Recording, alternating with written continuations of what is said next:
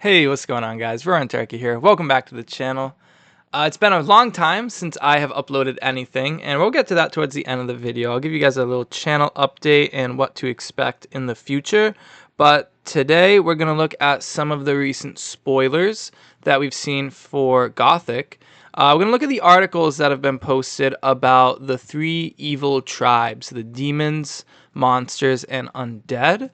And we'll do that in order of how they were released. So we're going to do demons first, and going into monsters and undead. And again, towards the end, I'll talk a little bit about the future of this channel. I'm not going anywhere, but if you're interested in that, stay tuned to the end. And let's get into the content that you guys are here for. So demons, we've got power at a price. Demons in Gothic. So the three tribes, these are all evil, and it's the purpose of these articles is to kind of show us what these tribes are all about. So let's just dive into it. They say those who play with fire are bound to get burned. And in Sorcery's next set, Gothic, you won't just be playing with fire, you'll be making deals with it. Of the three evil tribes in Gothic, demons, undead, monsters, none burn as brightly or as dangerously as demons. Largely aligned with the raw and volatile element of fire, these minions thrive on momentum, risk, and the intoxicating promise of power. But that power, of course, comes at a cost. In today's Gothic Spotlight, we peer through the flame, past the ash, past the ruins, and into the abyss. Temptation awaits, and spoilers. We saw this guy in the spoiler video, Mazouj Ifrit. He looks really cool, but he's not in this article. Born of flame and folly. It's no surprise that when we pulled, people wanted to see demons first. And while fire destroys, let's not forget it also liberates. It's the spark that drives invention, the heat that forges iron. It whispers to the ambitious, take it if you dare. While demons exist in earlier sets, the demon tribal identity truly emerged in Gothic. Uncovered through playtesting, teased playfully out of the flames in pursuit of a single truth, power must be paid for. Sometimes with blood, sometimes with tempo, sometimes with your soul. But never mind the cost, let's look at all that could be yours. And this will be our first spoiler here, the Shackled Demon. 4 mana, 5 power, an elite demon bides his time. And he is disabled until an adjacent spellcaster taps to release him. I think we'll read about him here. Shackled until you break the chain. Take Shackled Demon, for instance, a hulking powerhouse bound in magical irons. On paper, it's a terrible play. Summoned disabled, locked in place, an expensive liability. But with a nearby spellcaster, adjacent actually, those bonds can be broken. You just need to whisper in the right apprentice's ear. It's a classic demon deal. Time it right, and you've got a brutal tempo swing. Time it wrong, and you've summoned yourself a very costly statue. It offers strength, but only when you're ready to pay the moment it demands. So thoughts on Shackle Demon? I'm not too keen on it. I know some people who are really big into it because it's like, oh, a slumbering giantess that costs like 1 more, kind of. Your avatar does count as a spellcaster. That is nice. So you don't need a spellcaster. You can just tap, play him on 4, and then on the next turn, tap your avatar to release him. And yeah, you get a very efficient beater in fire, and they don't get a lot of those. But I just don't think it's gonna. I don't think it's good enough. I think we're getting to a point where it's just like raw stats are becoming less good, and doing things is becoming better. But we'll see. We'll also see what avatars there happens to be, because that changes things. If you're playing Druid and you have Tawny, like this is pretty good in Druid, right? Steam Druid. I could, maybe it is better than I'm giving it credit for, thinking about Druid. But yeah, on the surface, I'm not in love with it. There's like one other thing I wanted to say, but I'm kind of forgetting. Oh yeah, I like that spellcaster synergies are kind of coming back in Gothic. There was another card we saw in the trailer that cared about having a spellcaster. Beta had some cards that cared about spellcasters, and they had a lot of spellcasters. But a spellcaster matters deck kind of never took off. AL never really did anything with spellcasters, although we did get a cool cycle of spellcasters. I hope we do see more spellcaster synergies, because I like playing with spellcasters. I think they're a very unique mechanic in Sorcery. So I like to play with the things that you can't do in other card games. And having spellcasters and like their positioning mattering and all that stuff is really cool. So really glad to see this card, even if I'm not super sold on it. We read this. We see these spoilers. Let's actually just read the thing first. Blood for power. Demons in Gothic don't just ask for sacrifice. They demand it. It's all part of the deal, and they make no secret of the terms. Lesser Blood Demon promises power, but you'll have to bleed for it. Summon it early, and you might seize the tempo, but the price is paid in pain, and you'll have to hope that the reward is worth the toll. That's a Lesser Blood Demon here. He's 2 mana, 3 power. Genesis, lose 2 life. Pretty draft chaff, not gonna lie. Fire is not an element that gets big beaters. That's been pretty well established so far, I think. You compare this to Bosk Troll, and you can see how it's an immediate, like, just a plain downgrade from Bosk Troll. But, you know, fire shouldn't have efficient units, so that's where you're, like, kind of paying for this. But, I mean, there's going to be so many times where, like, this just dies without ever getting to swing, and it just hurts you, and, like, you know, Lesser Blood Demon, not it. Of course, exposure to demons can be corrosive. The very air around them warps and curdles. Corruptor Freak makes that truth plain, soiling everything it touches. It brings you swift victory, a threat that can't be ignored, but hesitate or misstep, and you'll find the rot spreading to you. And then there's Flayer, who isn't so picky about where it draws its blood. It arrives in a burst of pain, lashing out at everything nearby. Friend or foe will suffice. Its gift is devastation, delivered indiscriminately. This is what playing demons feels like in Gothic. You're feeding a fire that might consume you. So we got Corruptor Freak there, 3 mana 3. At the end of your turn, deal 2 damage to this site. Depending on if there's like more ways to summon units outside of your sites, this could be pretty good because it's kind of efficient on the surface.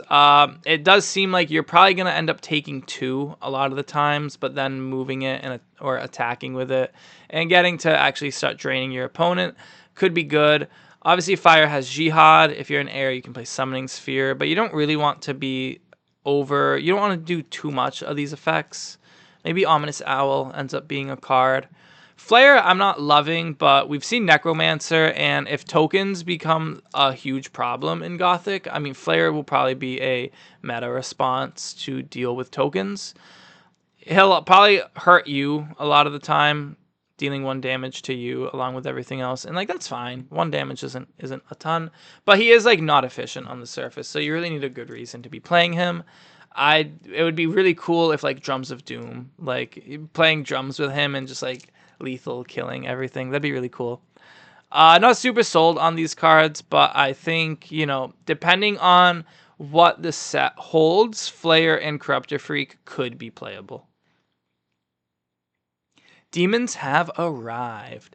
While we've lingered on the fiery heart of the demonic host, demons come in all sizes. Not all of them are bound to fire, and not all will demand a steep price. Some demon lords may even ask nothing of you, content to sow distrust or pilfer ill-gotten gains. But, no need to worry about demon lords just yet. Demons reward those who thrive in chaos, those who dare to walk the razor's edge between brilliance and collapse. When your bargain works, you'll feel unstoppable. When it doesn't, well, you knew the risks. And yet, even knowing the costs, you may find yourself eyeing their power, whispering, maybe, just maybe, I can make this work. In that case, sign here, sorcerer. I don't know where this takes. That's here. I'm not going to click it. So we got 3 more. Pith Imp.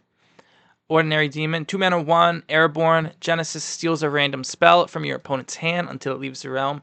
I do like this card. I think it's probably pretty good. Ordinary. You know, I mean, I think revealing the spell is a big deal. I'm not sure if you get to see what he's holding or not. If it's face down, I think it's maybe a lot worse. Having Airborne makes him safe from attacks, but he has 1 power, so he'll die to a lot of, you know, incidental damage, deserts, firebolts, things like that, Colicky Dragonets. He's kind of like an immediate 1-for-1, so it's like fine. You can just play him in the back row and keep him as safe as possible, but things happen. Your opponent will probably get that card back at some point, but it can be good disruption. I like him. I don't know if he's good, but I'll play him. I'll try him out for sure. We got Asmodeus here, 5 mana, 3. He's a unique demon. Stealth, and you can break stealth to destroy everything else here, including this site.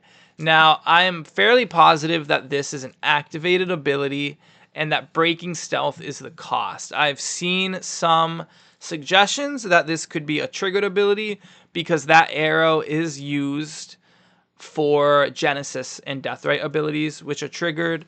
But you also see it with tap abilities that are activated. So whether or not this is like whenever he breaks stealth or breaks stealth to do this is going to need some clarification. But I'm judging this off of, you know, the cost is breaking stealth.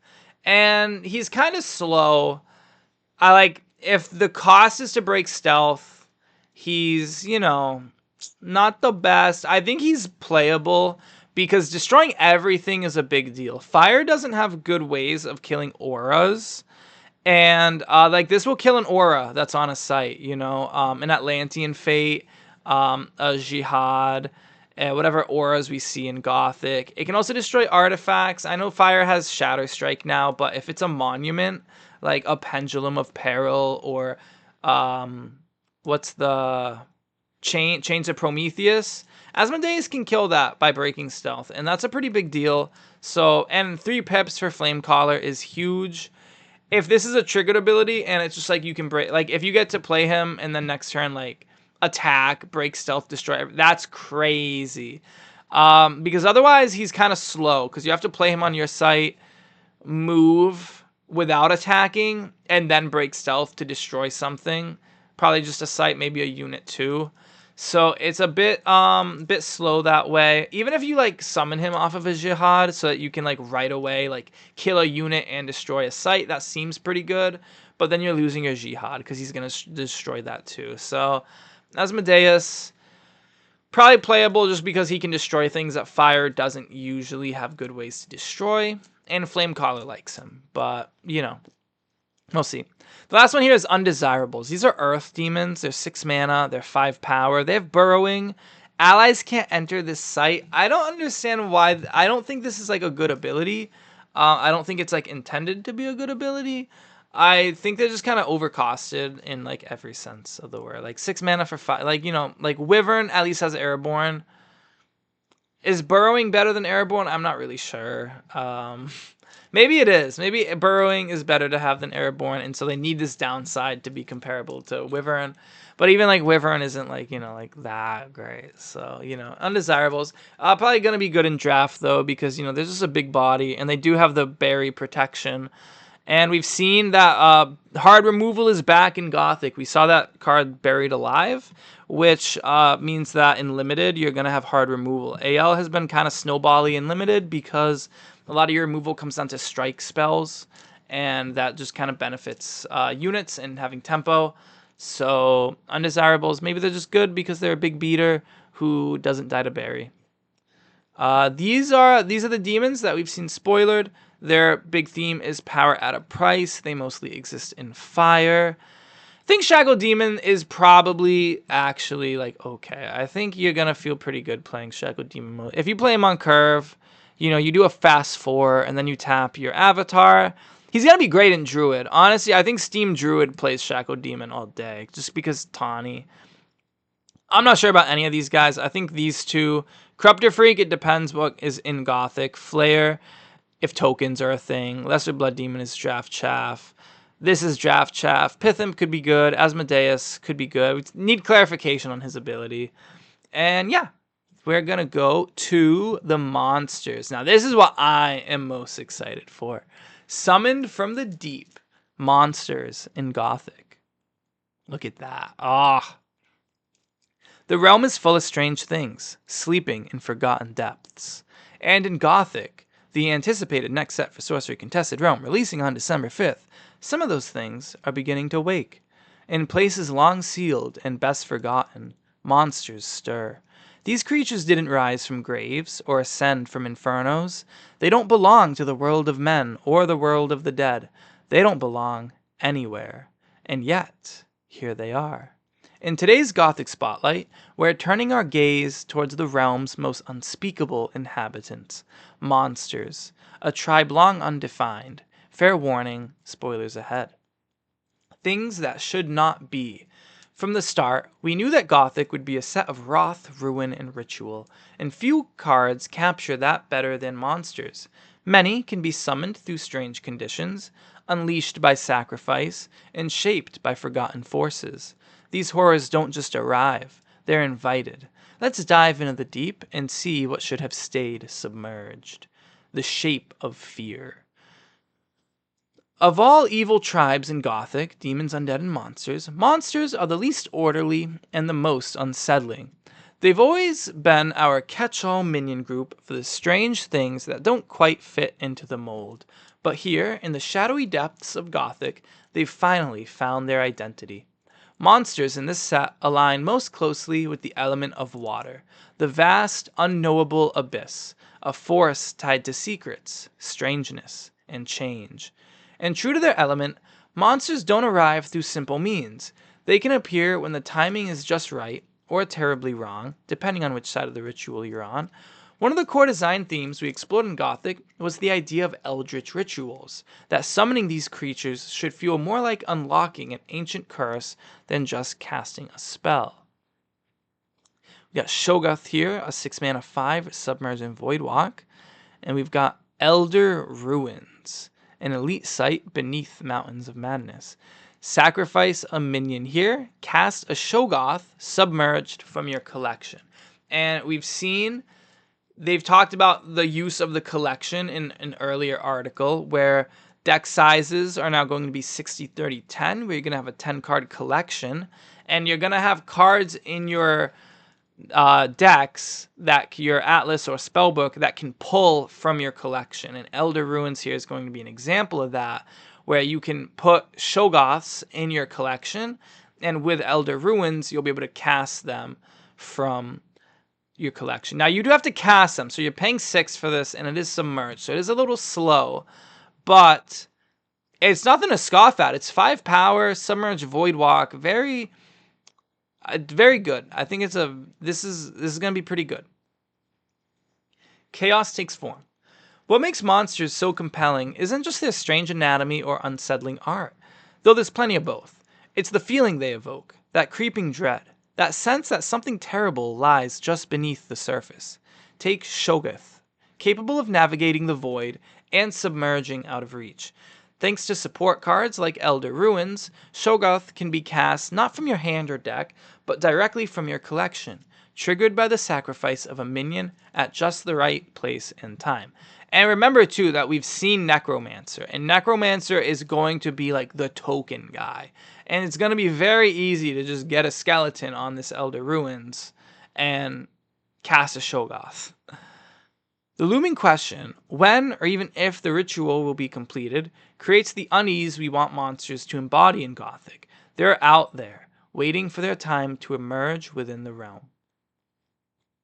Twisted forms, willing vessels. Not all monsters come from the deep, of course. Some begin as something familiar, until they are twisted into something else. Through monstermorphosis, a vile spell of transformation, the familiar can become the abhorrent. With the right vessel, you can bring forth a horrible hybrid or something even darker.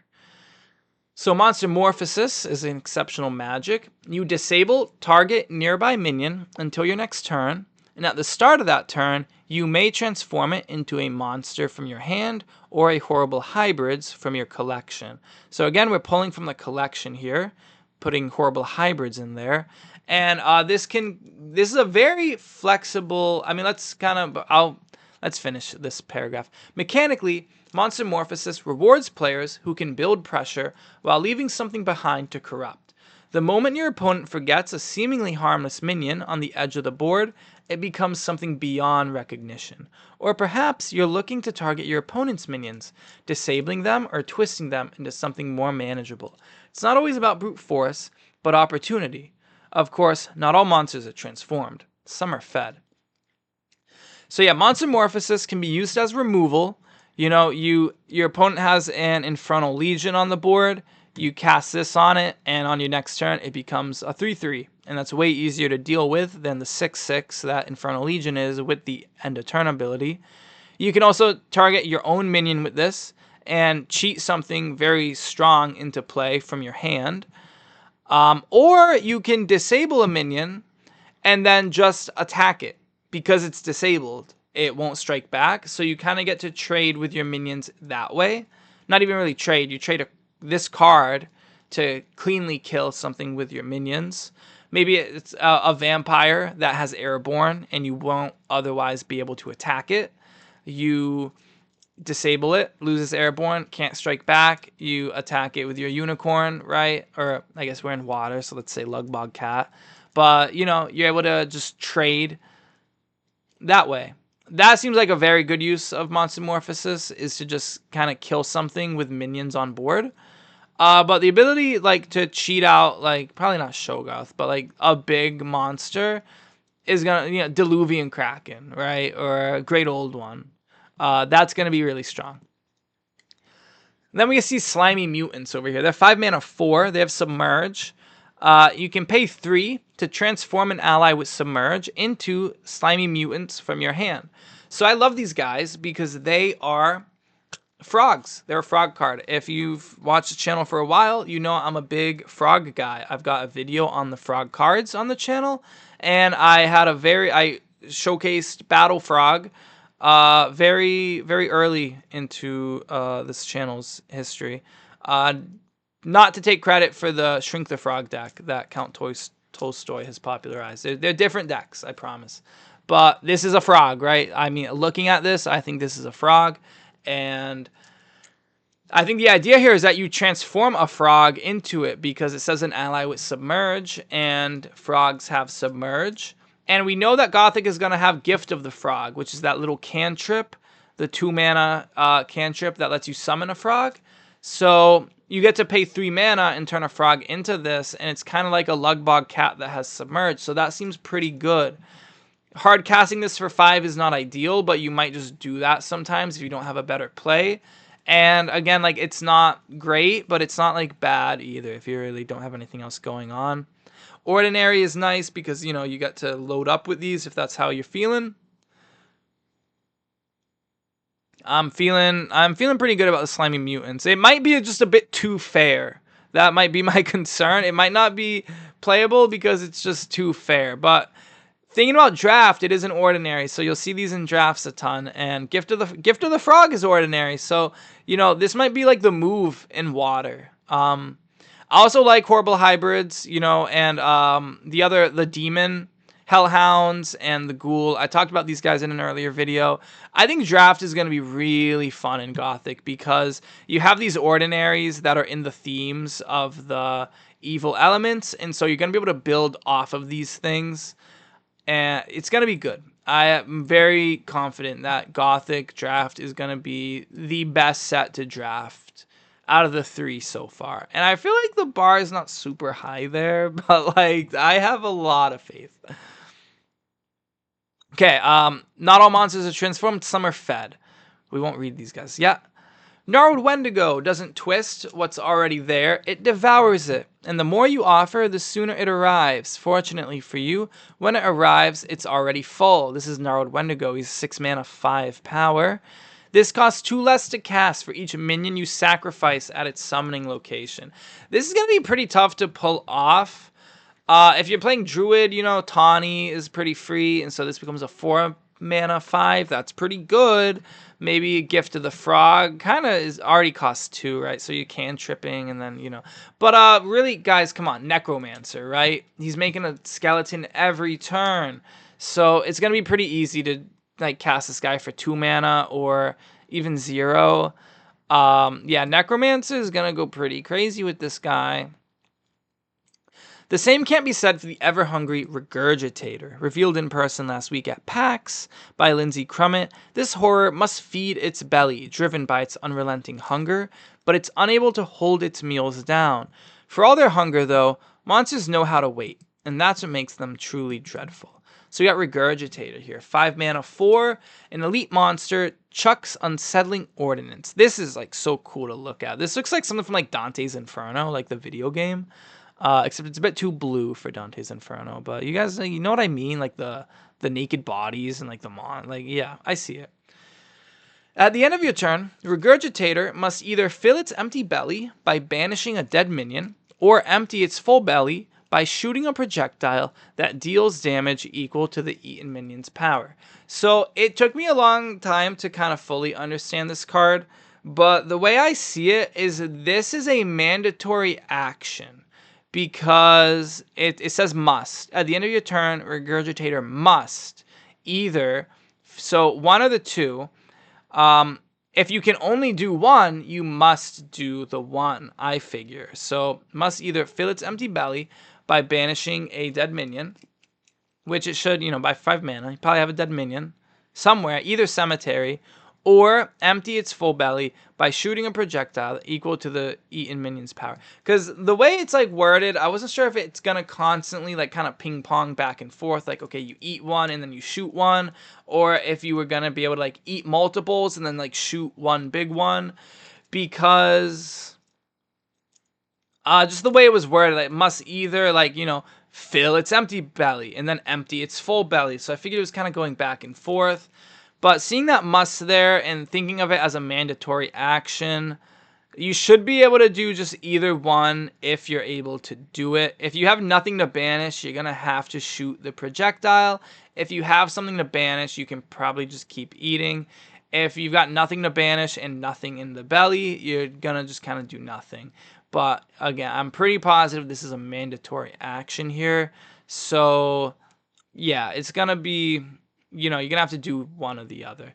But I don't know about this card. I think it's a bit slow. I think seeing some of the cards in this set, I hope, honestly, that the game speeds up a little. And I think a slow engine like this is just not going to keep up with the meta game that is going to be Gothic. But we'll see. Maybe there's like a control deck that kind of slows things down. It's a really cool ability. It's direct damage in water, and that's kind of rare. And it's like direct damage on like a good body too. So it might just be playable for that reason. We'll see. We read that, and so we got these. Biding their time. If the monsters of Gothic have one thing in common, it's this. When the rituals succeed, they are unstoppable forces that strike fear into your enemies. When they fail, well, the suspense was part of the fun. But for players who love chaos or calculated madness, monsters call, albeit through bubbling voices from far beyond. So, will you dare? Will you call something that should have stayed forgotten? Ooh, I like that. Abyssal Assault, 4 mana, magic. For each point of its power, an allied monster may deal 1 damage to a unit in a square near it. So I'm not really sure what... this is a weird one, but I think it's like if I'm 5 power, or like if I'm the Wendigo, I can deal 1 to 5 different units, or I can deal 5 to 1 unit, or like 2 and 3. I think you're kind of getting to distribute the damage how you want. Because for an allied may deal 1 damage to a unit. It doesn't say like it doesn't target. That's really nice actually.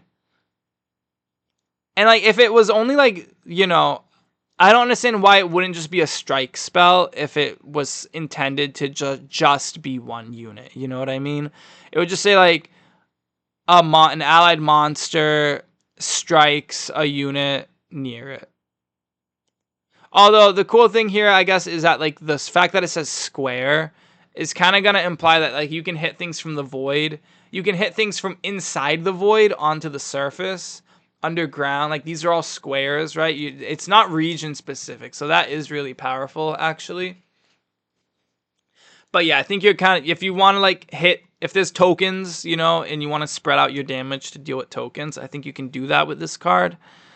The art's really cool. It's very unique from Vasily, honestly. I kind of see it, but I think the colors are just unique from, usually he does a lot with like browns, I feel like, but very cool. Thing in the Ice, 3 mana, 6. Unique monster slowly thaws. Genesis, disabled for 3 of your turns. Can't be targeted or damaged by magic until the ice melts. So, you know, you want to break this thing because you want to play a Babbling Brook so that it's disabled when it enters and the Genesis gets skipped. You want to, you know, Root Spider, but Earth Water is kind of weird for that reason because, you know, you can only play them on certain sites at that point. Silent Hills, we saw, it can silence Aura. Yeah, like, you know, you're not waiting. You're not going to wait 3 turns to use this thing. You're gonna silence it on ETB so that you skip the Genesis and you just get a 3-mana 6. And it's better than Slumbering Giant in that way. But it is a unique, so it's just a one of. The art is so cool though. I mean, oh my god, look at that. I don't even know what I'm looking at. It's like a isopod with tentacles or something. I don't know, dude. It's cool. I like it. It reminds me of like the Watchers from League of Legends. Lacuna Entity, 5 mana for triple water. Elite monster and inescapable invitation. Submerge Voidwalk. Genesis, drag target weaker minion from an adjacent site to here, ignoring regions. So, this one's so cool because he has Submerge and he has Voidwalk. He's targeting an adjacent site. So, a weaker minion from an adjacent. So if he's submerged, you can target something on the surface with this ability, right? Like this is like the fire harpoons where like you're gonna skip, you're gonna ignore the usual targeting rules because of what the text box is actually saying. He can be submerged and pull something underwater to him. He can be in the void and drag something into the void with him, and that is just cool. Thematically, that is just real. Like having this, I don't even know what I'm looking at with this thing. This is another Zon D card. We saw him in the first spoiler thing with about evil with the Willing Tribute, and I was blown away from his like, dude, this guy's trippy. I love his art. He's like already one of my favorites in in Sorcery. He's so cool. Like this card would be like so good if it didn't specify weaker. Weaker definitely brings it into balance, and I think that's just what it is. I think this is like a good card. You're pretty heavily committed to water with the triple threshold. 4 power minions are just great because they tend to dodge a lot of the cheap damage based removal. He's not gonna die to a lot of the hard removal because he's got like Submerge and Voidwalk. So it's gonna have to really be like actual kill or banish stuff. And he can, yeah, he'll usually come in and kill something. I like him. I think it's pretty cool. It's just a really cool ability, regardless of if he's good or not. And that's monsters. So I'm most excited for monsters. I think they're gonna go so crazy with Necromancer, being able to sacrifice these things like Shogoth and Elder Ruins, Gnarled Wendigo. And we've seen this guy, the monstrosity, the dormant monstrosity. He also wants minions to reduce his costs. So yeah, I think monsters are just so cool. And I like that they're in water. Water's been like low-key water has been like a beat stick element, and I don't think many people have realized it, but they're gonna learn.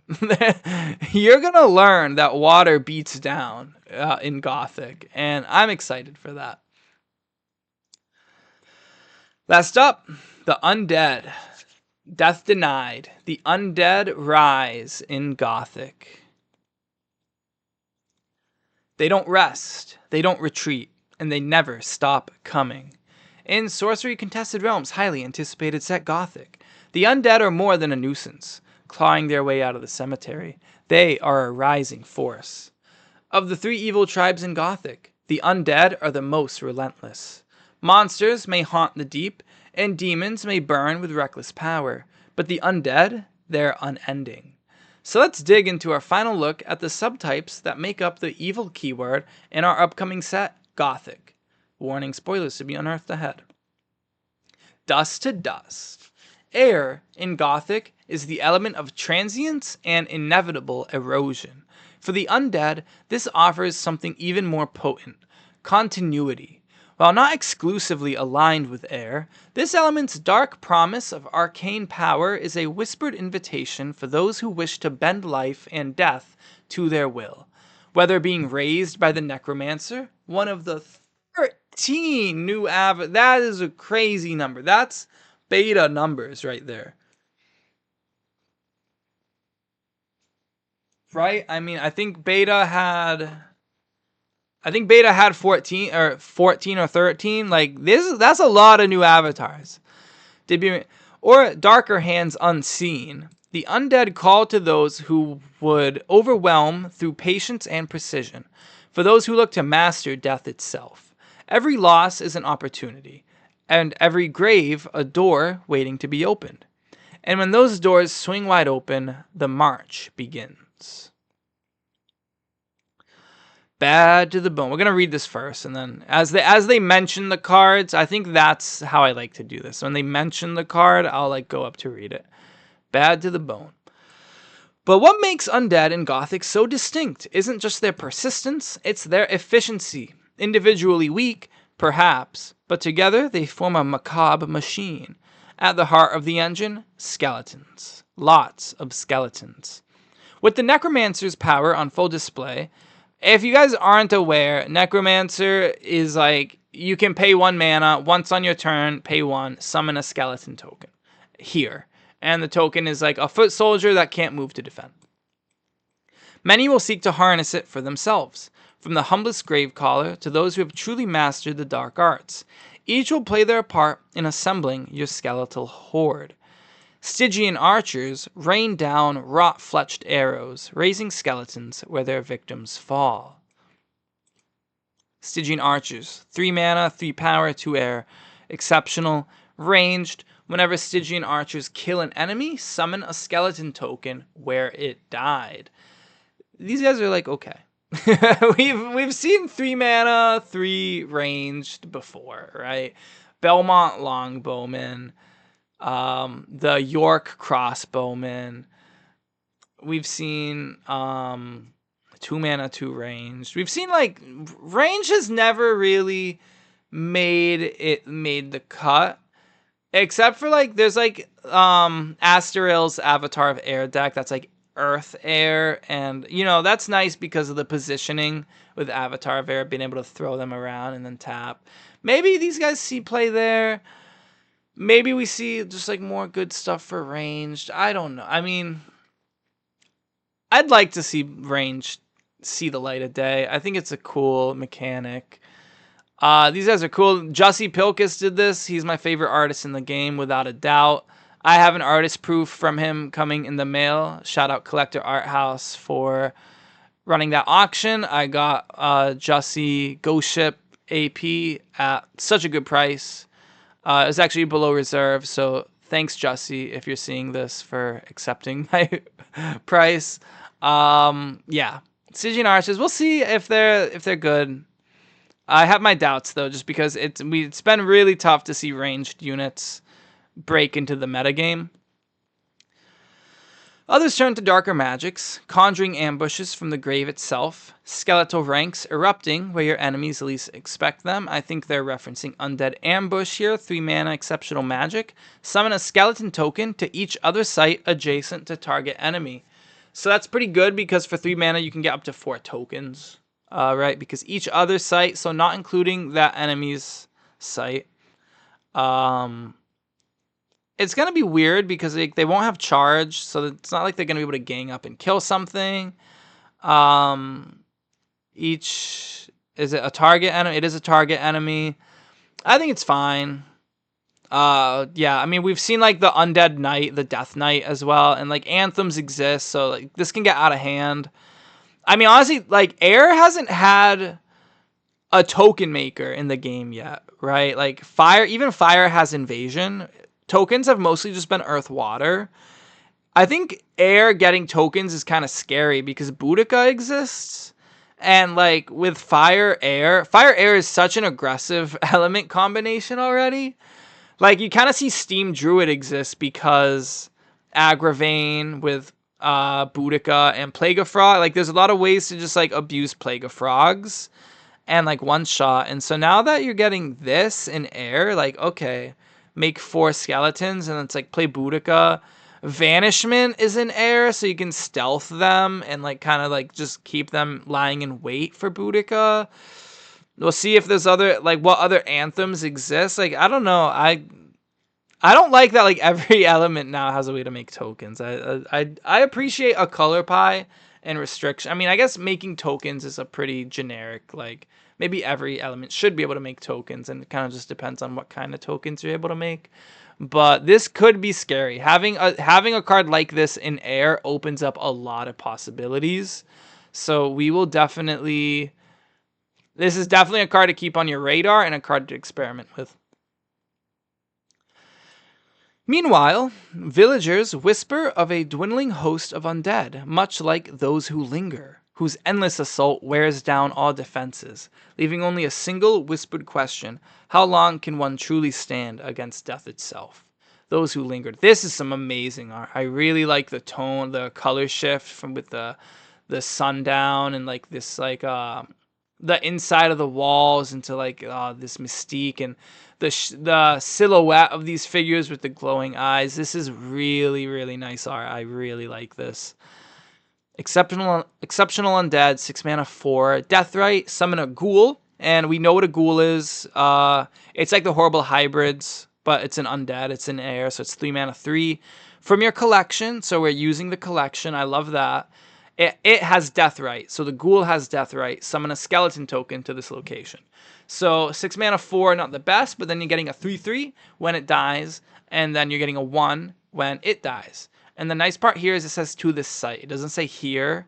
So if this gets buried, you can still summon the ghoul to the surface. We've kind of seen cards before, like the army, the Midland army, where it's like Deathrite, summon a foot soldier token to like each adjacent site, or to each adjacent like location. If it gets buried, they just all die because they get summoned underground. But this one, you're summoning it to the site. So you get to choose surface, and you kind of, yeah, you get this like onslaught of, first you get the 4 power, then you get the 3 power, then you get the 1. And that's pretty nice. There's a lot of staying power here. It's going to be good for sacrificing things. Although maybe not. I don't think you really want to sacrifice a 4. The token, like the skeleton token, you'll probably want to sacrifice. But the ghoul, I think, is still useful too. So, but pretty cool card. It's nice because you think of like a 6 mana, 8 power, and like that sounds good, but then you're like, oh, but it just dies to removal.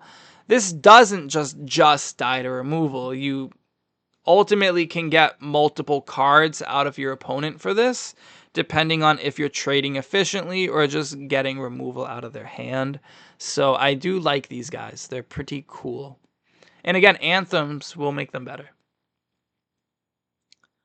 We read this, Bad to the Bone. We read that. Death Reassembled. This is where the efficiency of the undead truly comes to bear. Individually frail, perhaps, but in the hands of a master of the dark arts, skeletons can be amassed in staggering numbers, and when bolstered by their allies, they become a formidable force in their own right. Yet their true strength lies in the grim ingenuity of their master, finding power in what has already fallen, and seeing potential in what's rotting and waiting to be remade. Whether reshaping skeletons to take to the skies on tattered wings, like foul bones, we've seen, I don't really want to click on anything, but we've seen foul bone. It's an airborne. It's literally like a 1 mana, 1 power skeleton that you can summon it from your cemetery by sacrificing a skeleton and paying 1. So it is like they're saying you like reshape the skeleton and you like upgrade it because you give it airborne. A reminder that nowhere is safe. Others quite literally weaponize their remains with spells like Bone Spear, which is a 1 mana spell that says sacrifice an undead, I think. It doesn't say skeleton, I think it's sack an undead, and you shoot a projectile that deals 3 damage, turning the dead themselves into instruments of destruction. And then there's Bone Jumble, a hastily assembled horror, an insult to anatomy, and a problem its victims would surely recognize if they could survive its relentless onslaught. Bone Jumble is 1 mana, 1, charge, 1 mana, sacrifice skeleton token, summon Bone Jumble from your cemetery there. Yeah, so again, you're like reassembling the skeleton. Like you can pay 1, it's like, let's say you're Necromancer and you pay 1 to make a skeleton, then you pay another 1 to sack it and pull this guy out of your cemetery. So now you give that skeleton charge. And it's kind of like a 2 mana, 1/1 with charge. Not too keen on these guys. Maybe charge is better than the other ones, but Yeah, not like super, and I think it's just kind of too expensive having to pay the one. But it'd probably be too busted if it was just sack of skeletons. So it's probably fair. And for those strong enough to smash them down, beware. As long as there are bones to assemble, there's always the threat of return, even after you've dismantled the last one. And that is, yes, summon from your cemetery. And if your opponent thinks time is on their side, waiting for your horde to shuffle into place, it's getting crowded in cemeteries around the realm, and they may find the dead can move faster than expected. That is referencing Sold Out Cemetery here. This elite site accepts no new customers. Whenever undead enter this site, push another undead here away one step. So that'd be like really good. I'm thinking if you're Necromancer, this is a really good turn 1 site, because it'll be like turn 1 you play this under yourself, make a skeleton, then turn 2 you play your site forward, make a skeleton, and that's gonna push your skeleton that was already there forward. And he's also not summoning sick, so you can actually like attack maybe if the realm lines up that way. And like you can kind of just do this every turn now because you're always summoning a skeleton on yourself and you're on the Sold Out Cemetery. So you're just able to constantly like push these guys out and really start an assault, right? So that could be pretty good. Can also, it's just like a movement trick. I mean, if you're playing, vampire is on here, and then you summon, I don't know, scourge zombies, and then you get to push them a step, and then they're able to attack somewhere. It's kind of like Avatar of Air. It's like this is kind of like an Avatar of Air ability, but you can't go diagonally. But this is gonna be pretty good, I think. Look upon my works and despair. Even the mightiest lords bow their heads before necromantic power. Kings rise, thrones crumble, the realm itself bends beneath the weight of what refuses to stay buried. And while many recently sought to unearth the great dragons, not all did so with noble intent. From their colossal remains take flight the draconian bone kite, a dragon reborn not in a cradle of life, but in death's dominion, its wings beating like a funeral drum across the realm. 7 mana, 7 power, Draconian Bone Kite, a unique undead dragon risen in ruins. So, Dragon Lord gets a new ability, right? This is viable for Dragon Lord. He's got Airborne. He's an undead dragon. I said that in the spoilers chat like a long time ago, like something about, I was memeing about, there was actually a couple people talking about how like, oh, Dragon Lord probably is not going to get new stuff in Gothic. And I was like, undead dragon. And then in the spoilers channel, I was like, yo, undead dragon. I was a bit of a meme talking about undead dragons. And it's kind of just like, I don't know if you guys are into the Skyrim community at all, but people make jokes a lot about like stealth archers, and it's kind of a meme. And I was kind of trying, not heavily investing in this, but trying to make undead dragon a bit of a meme for Gothic. And here we are, we got there with an undead dragon. Airborne, tap, deal 3 to each other unit at target nearby location. Summon a skeleton token there for each unit that died. Giving this guy lethal would be pretty cool. If I think tokens are going to be pretty good in this set, and so there's probably going to be a lot of units that this just kills, because sure, like 4 power units are always good because they don't die to this type of stuff, but I think tokens are going to be pretty good too, because there's a lot that you can do. We saw that monsters want sacrifices. There's going to be frogs going around. There's going to be skeletons. I think this will probably, I mean, I don't know if it's going to be good as in playable. 7 mana is a lot. It's really tough to get to. A 7 drop that doesn't do anything right away is pretty tough. But hey, this can be a good Dragon Lord ability, especially as they're in a response to token decks.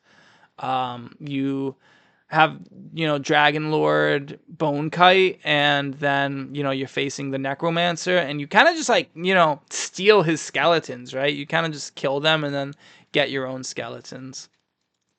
We also see Returned King here, 6 mana, 3 unique undead. Other undead have +1 power. You control all undead. So this is a lot like King of the Realm, right? Who says immortals. But King of the Realm costs 7, and Returned King costs 6, and you even need 1 less threshold on the casting cost. So a pretty stark improvement overall. We are seeing a ton of undead tokens with skeletons, so this can get out of hand. And if undead are as popular as they may be, Returned King might just be like an ace in the hole. I mean, I could see Necromancer decks going far in the format. So, you know, Return King just might be, you know, what you got to play. Overall, I like the theme of Undead. I wasn't really expecting this. I like it. I like it. It's kind of like Zombie Apocalypse, you know, where it's like it's strength in numbers, and when they like kill something, like it makes another zombie, right? And so that's kind of like what I'm seeing with this. Is like they're weak. Like the skeletons are just these one powers. Like they're strictly worse foot soldiers.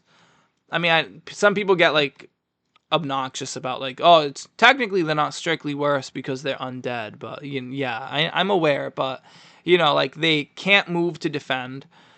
Foot soldiers can, but like they're just gonna be coming and coming and coming, and it could be good. I like the theme. It's very, you know, it's different than what the monsters and what the demons are doing.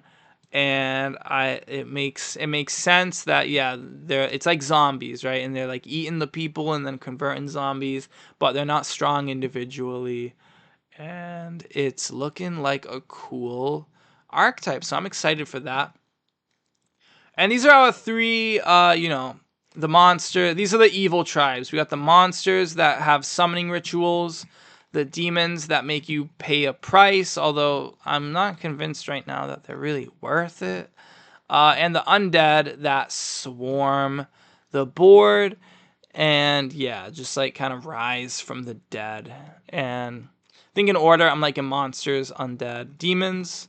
Talking about the channel, it's been like over a month since I've posted anything, right? I mean, this video is going to be my first upload in like 40 days or something like that. And my last uploads were like box openings, guys. And I've like never done box openings. I started this channel like almost 2 years ago because at the time, Sorcery was all box openings. There was very little gameplay content in Sorcery. And I was looking for gameplay content. And since there wasn't much of it, I said, you know what? I'm going to make my own. And that's how it like started. And I'm really happy with the growth that the channel has gotten, the growth that the game has gotten. But it's been a lull. Like it's you know, waiting for Gothic to come out. I feel like the AL meta has been pretty solved between Archimago and Druid. It was exciting for a bit with the strike changes. Mixing up the meta a bit, but we're kind of seeing through Crossroads happening that like Druid is dominating. People just kind of aren't playing Archimago. I think Archimago is still a problem, but with people just are choosing not to play it, and like that's fair. But yeah, there's not a ton to showcase. I feel like you can get like creative decks, but I do want this channel to be like semi-competitive. So I am waiting for Gothic really to get back on gameplay. I will be doing more videos about spoilers as they come. I might do a video just on the other cards. We've had spoilers. We saw a ton in the trailer. I do like reading the articles that Chase posts. So I wanted to do a video just reading these articles. There's a lot of flavor. You get insight into the development through them. It's pretty fun. It's a fun time. I demoed Riftbound at Gen Con when I was at Gen Con. League of Legends, I've played that game for a really long time. I played Legends of Runeterra. I was like a Masters player at that game. If you go to like my earliest uploads of this channel, I was like making Masters content for like a week in like 2022 of Legends of Runeterra. I was a big fan of that game. And I pre-ordered a box of Riftbound, and I'm probably going to do a video on that. I think it releases October 31st. So stay tuned for that if you're interested in Riftbound at all.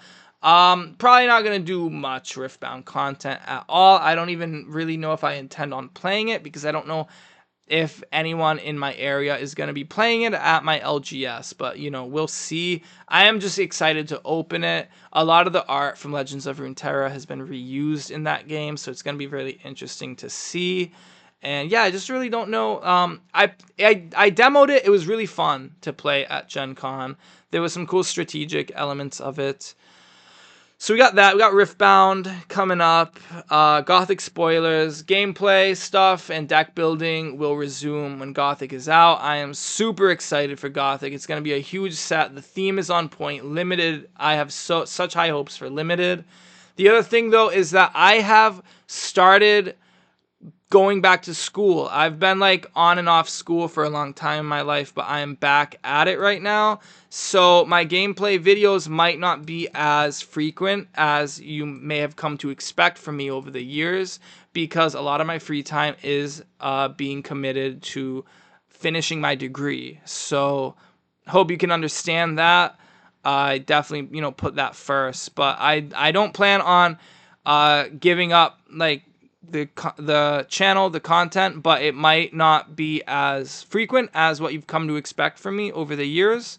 I've never really had a weekly cadence, but it's usually been like a bi-weekly cadence. But even that might become like a monthly cadence, or you just might see less editing in the videos. So like, I've gotten a lot of praise about the editing on my gameplay videos. People loved that sound effects video with the Templar versus Battle Mage. A lot of people had positive things to say about all the sound effects with the sights. But like, oh man, was it a ton of work. And like with my schedule being how it is right now, I just don't have the time to do that, honestly. So I like these types of videos where I'm just reading an article and like recording myself, and like, I will do gameplay, I promise. Because that is what I made the channel for. It's not just for you guys that I'm gonna do gameplay. It's for myself as well. It's for the game. I want to showcase Sorcery's gameplay. I love the art. The art is what hooked me. I think it's what hooks a lot of people, but the gameplay is why you stay. So I want to do that, and I will. I'm excited for December 5th. I'm excited for any more spoilers that we see. I am excited for Riftbound on October 31st. Look forward to that. But thanks for staying with me this long. If you guys have been around, I've got a lot of new subscribers since not even uploading a video. I think the SCG cons have really pulled people into Sorcery, and I'm very happy that you guys have found this game. It is a wonderful game. It's magical. It really has taken over my life in ways ways that I never really thought would happen. But I really just went all in on this game when I discovered it, and I don't even regret it. So yeah, thanks for being here, guys. If you like this video, hang on, I just unplugged my mic. If you like this video, be sure to like it, subscribe to the channel if you haven't already. Give me a comment. What's your favorite card spoiled so far, whether it was in this video, in these articles, or in the trailer, or anywhere else? Let me know. What's your favorite art? Who's your favorite artist? Just tell me your thoughts on Sorcery, especially if you're a new player. I want to hear from the new players. There's a lot of people. I know a lot of people in the community. I know a lot of the people who have been around. But if you're new, say something. What got you into this game? What hooked you? Thanks, guys. Have a great day.